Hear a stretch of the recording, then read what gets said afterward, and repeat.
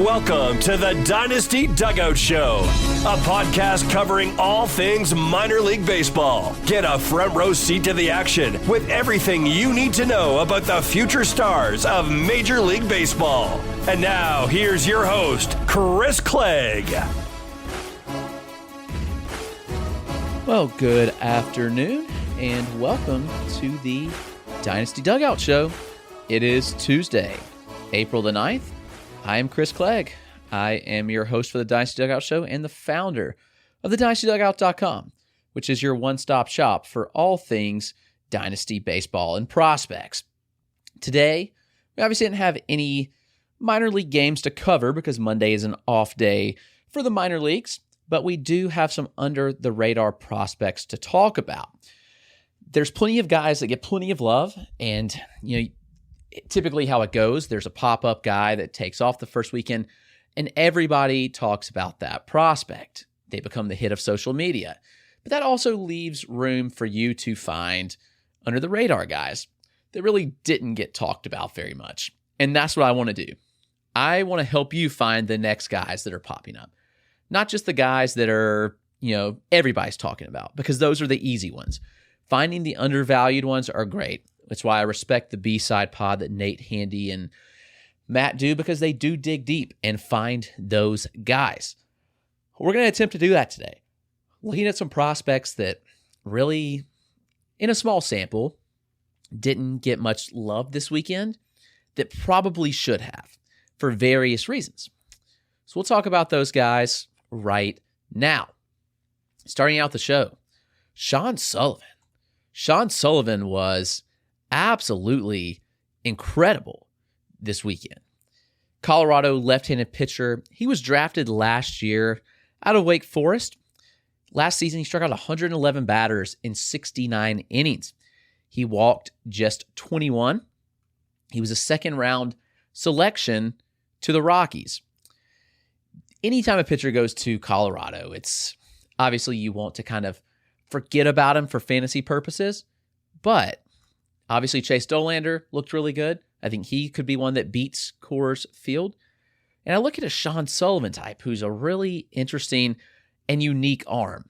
And I wonder if he's the type of arm that has the potential to make some kind of noise in Colorado. You look at the data on him. First, he's 6'4", lefty, funky arm slot. Last year at Wake, he averages 90.5 miles an hour on the fastball. And I know you probably hear that and you're like, oh crap, that's not good. But think about the landscape of today's game where all the big time arms, what's happening with them? They are going down with injury. So obviously that's not good. I wonder if the lower velo guys make a comeback. The command specialist, the Sean Sullivan type, a crafty lefty. It's an interesting shape on the fastball. It's about 15 inches of IVB. It's a very low release slot from a 6'5" frame. He's 5'1" release height, 15 IVB, about 15 horizontal, which I know they say is a dead zone shape, and I get that, but ultimately, it's okay. You can play if you locate it well. Slider grades out pretty well, sitting upper 70s, low 80s. It's a sweepy pitch with some ride. He'll throw a curve on occasion, but mostly slider, fastball, changeup. Changeup has really good fade to it, averaged 17 inches of fade last year, which is excellent. 82 on that pitch he averaged. And he even mixed in a splitter a little bit in college that graded out extremely well with a ton of horizontal movement, some drop to it. He had 3 pitches grade out above average. Fastball, slider, changeup. And the splitter looked pretty good too. So I'm rather intrigued by this arsenal. Can Sullivan succeed in Colorado? Maybe. First start 2024 with High A Spokane. 13 strikeouts across 6 scoreless innings with 5 hits and 0 walks. He did not allow a run. He looked extremely good. I'm very intrigued by what Sean Sullivan brings to the table. Much like this next guy, Jonah Tong. Tong is a 20-year-old right-handed pitcher in the Mets system who is kind of like an analytics darling where he has a lot of good traits in the arsenal. He may not be one that's like super flashy, He was flashy in his first start for sure. He struck out 11 across 4 1/3. So he struck out 11 of the 13 batters that he got out, allowed just 2 hits and 2 walks apiece. Fastball sits 92, but he touched 95 with it. 21 inches of IVB on average, which is incredible. He had several that were 24 on the IVB scale, which is just crazy absurd when you think about that. The fastball's good. The curveball has a ton of drop in a 12-6 type shape. It is one that I really like as well. It's mid-70s, ton of negative IVB, a lot of separation. Tong throws both a slider and a cutter. Sometimes they merge together, but misses bats with that pitch. He had a 50% whiff rate in his start on Sunday. I say start, he actually came in relief through 4 1/3, and then he had a 45% CSW, while also throwing strikes at a pretty average clip of 64%, which is just slightly above MLB average.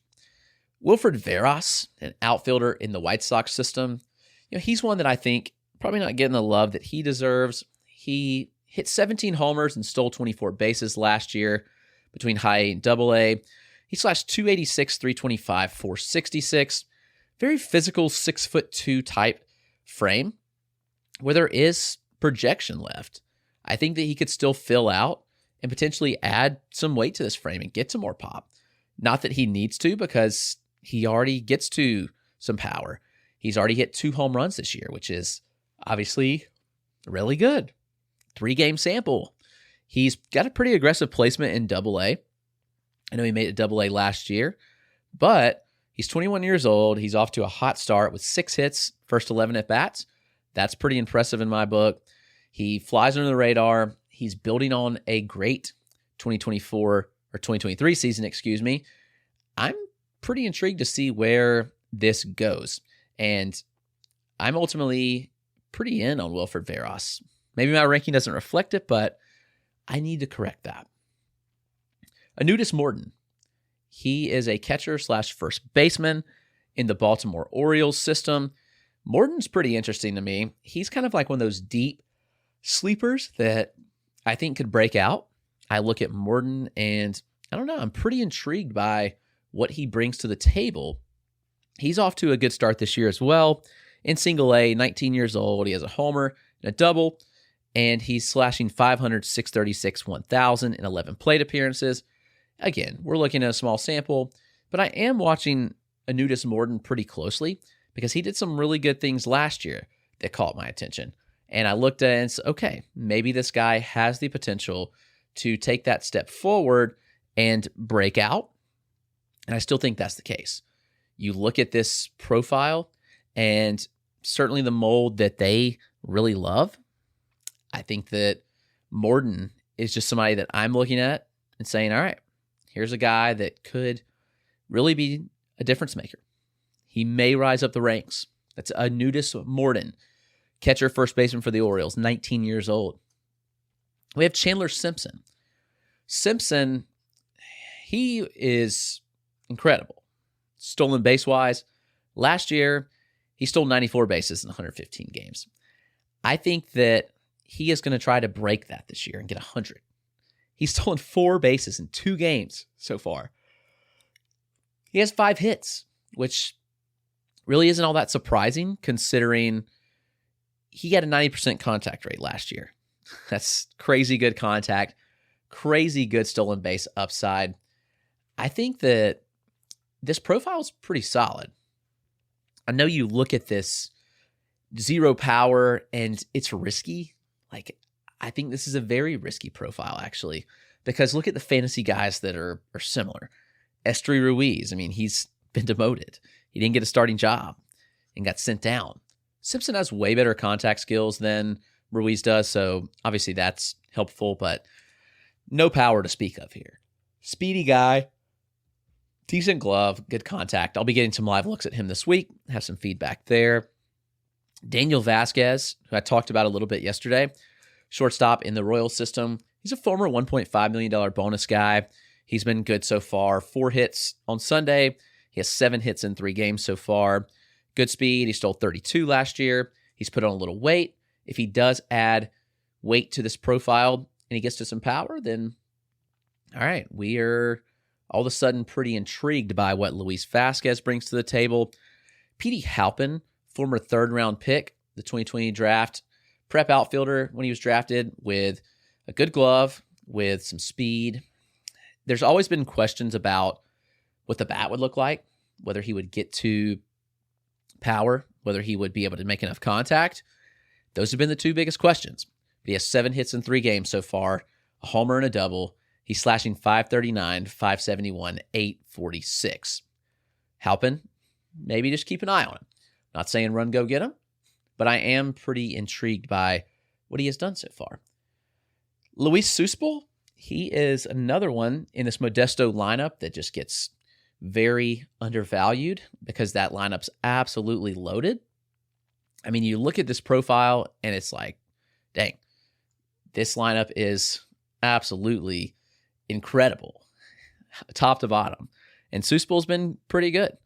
Last year, he had 284 plate appearances, making it to single A, and he slashed .291, .423, .529 with 12 home runs. This is a basically power corner infield type. He's 6'1", 190, 20 years old, quick hands, explosive swing. He has a home run and 6 hits so far in 3 games. Strikeouts are still an issue, though, as he has 5 in 14 plate appearances. So we'll see if that sticks. Maybe he can improve the contact. I, for one, hope that he does. But highly possible that it's also part of his game for the long term. And it could affect him as he moves up levels. It's Luis Suspel, first baseman of the Seattle Mariners. Men, if you've lost your hair, it doesn't mean you can't find it again. Try Hims Hair Loss Solutions and you'll be joining hundreds of thousands of subscribers who found their hair again. It can be hard for men to deal with hair loss, even though it is common. Luckily, I'm here to provide you with a solution so you don't even have to talk about it. Through Hims, you can restore your hair by accessing their personalized hair loss solutions. Men value many different things about their appearance. But if you're a guy who really cares about your hair and find that it's slowly going away, you might be feeling discouraged when you look in the mirror. And that's where Hims comes in. Check out their personalized hair loss solutions, and you can start seeing your hair grow back in as little as 3 to 6 months. Hims provides you with convenient access to a range of hair loss treatments that work, all from the comfort of your couch. Hims makes treating hair loss simple with doctor-trusted options and clinically proven ingredients, like finasteride and minoxidil that can regrow hair in as little as 3 to 6 months. Choose from personalized chewable, oral, spray, and serum treatments to find what works best for you. The process is simple and 100% online, so there are no uncomfortable doctor visits. Answer a few questions and a medical provider will determine if treatment is right for you. If prescribed, your treatment is sent directly to you for free. No insurance is needed, and one low price covers everything from treatments to ongoing care. Hims has hundreds of thousands of trusted subscribers. And they can help you get your confidence back too with visibly thicker and fuller hair.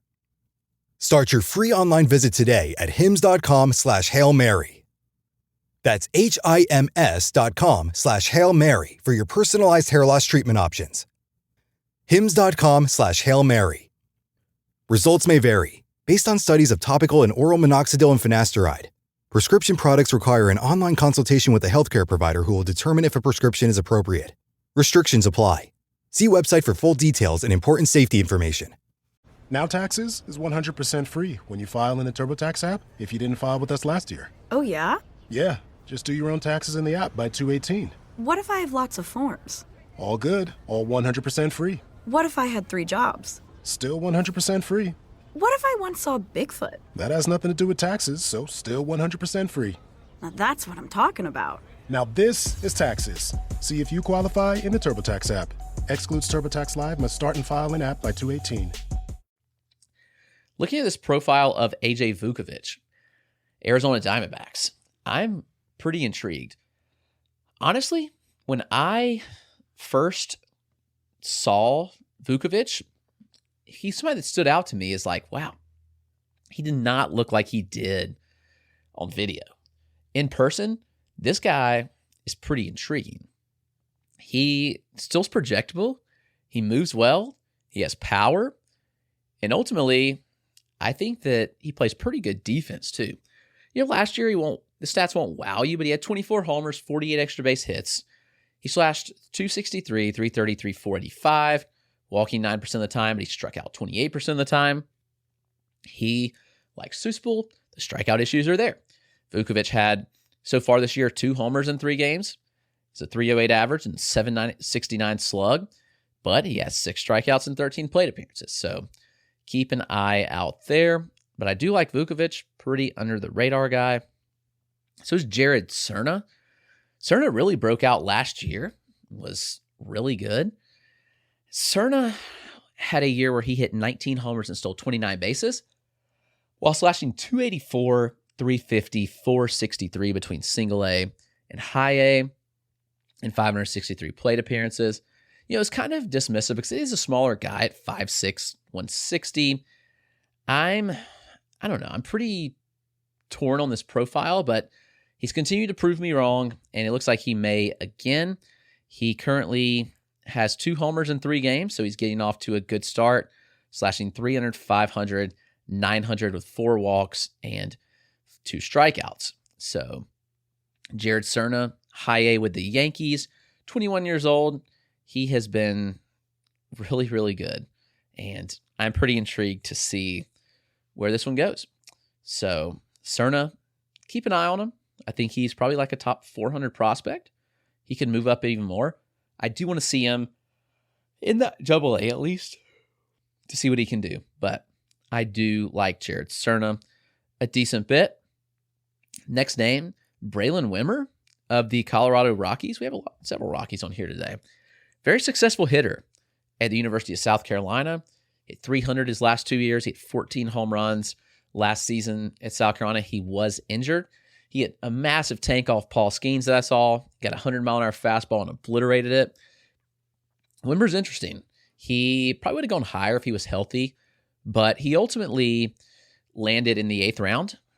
He had 14 games last year at the complex. He dominated. This year, off to a good start in single A. He probably needs a challenge at a higher level, but you look at this profile, he has 2 home runs and 4 hits in 3 games. So keep an eye on Braylon Wimmer, who I do like. I think there is some potential here with him. Matt Wilkinson, better known as Tugboat, nickname around these parts. He is 6'1", 270 pitcher, which is crazy. You look at this profile, he is fairly interesting. He was the JUCO Pitcher of the Year last year, 107 ERA with 136 strikeouts and 19 walks in 84 innings. He had a really good debut in single A. Cleveland's org, lefty. He did not allow a run in 5 innings. He struck out 9 batters. I think that Wilkinson's going to be a fun arm to watch. And maybe one to keep a close eye on here. I'm not saying run out and get him, but I am pretty intrigued by this profile. Mauricio Veliz, he's a repeater of single A. He was in Columbia last year, Columbia again this year. He was not impressive last year when I saw him. He had 4.76 ERA in 98 innings, 68 strikeouts across 98 innings, and 38 walks. But this year, looks like a different arm. The fastball's better, got more velocity, more ride. It's a flat approach with some horizontal movement. He's somebody that I'm watching very closely this year, and I think potential to take a step forward. Not saying that he's like a must-get, like you run out and get him, but overall I am pretty intrigued by what he does to bring to the table. So keep an eye out there on Mauricio Veliz of the Royals. Jack Mahoney, I mentioned the Rockies, he's another one, and he's a South Carolina guy. Sorry, no homerism here, but Mahoney, seen him a lot in college. He is one that looked really good this weekend. Good first start with single A Fresno, striking out 8 batters across 5 innings with just 1 run allowed. Fastball is okay, 94 with decent shape, but both breaking balls are really good. Curve and slider both miss bats. They have good separation between them, distinct shapes. The changeup has good ride with a lot of fading action. Colorado arm, it makes it tough, but they drafted a lot of good arms last year, and I'm pretty intrigued to see where this goes. So watch out for Jack Mahoney, 22-year-old Rockies pitching prospect. I am a little intrigued by this profile, as I am Cam Schlittler. I hope I'm saying that right. Schlittler. 23-year-old, high A for the Yankees. He's a massive 6'6" arm. He was selected in the 7th round of the 2022 draft, logged just 46 innings in 2023 due to various innings. He's a pretty imposing frame on the mound. He struck out 7 over 6 scoreless in his first start. In 2024, looked really good. He threw a lot of strikes. He generated whiffs, riding fastball, breaking ball that seems to fall off the map. The track record's much shorter. He's somebody I'm watching. I don't really know, what he becomes, but Schlittler looked good. And I'll keep a close eye on him moving forward. This is Patrick Riley. This is the one I'm most intrigued by. The Pirates have a loaded system of pitching prospects, and it's easy for people to fly under the radar. And I think that's exactly what's happening here with Patrick Riley. Riley is very interesting. He's a Vanderbilt arm they drafted last year. His numbers never really looked good at Vanderbilt. He had a 5.25 ERA across 144 innings. He did strike out 28% of hitters, but he walked 14% of batters at Vanderbilt. Command is really the big sticking point with him. The arsenal, I think, is capable of playing up. Fastball set 94-95, high spinning pitch, high IVB. It's a mid-80s slider that averages 2,700 RPM. The changeup grades out really good. It's similar velo band in the slider, 14 inches of fade, good horizontal separation, and he mixes in a low 90s cutter. In the start of 2024, his first start, 3 1/3 with 8 strikeouts and 1 walk.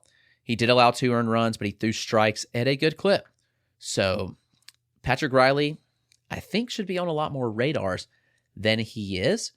But to this point, he certainly is somebody that's under the radar. And if I'm adding anybody from this list, I would say Patrick Riley's one to go out and get. I think AJ Vukovic is one to get.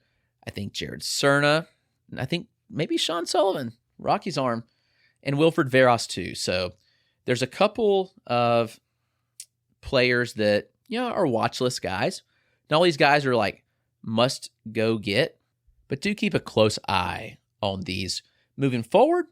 Every Monday, we'll try to hit on some undervalued prospects because there are no minor league games on Monday. So we will take that time to, look at those players. I guess Tuesday, actually, to look at those undervalued guys. It's a full week of action. Can't wait. It's the first full week of all affiliates having minor league ball, and I am pumped. But thanks for joining us. We will see you again tomorrow.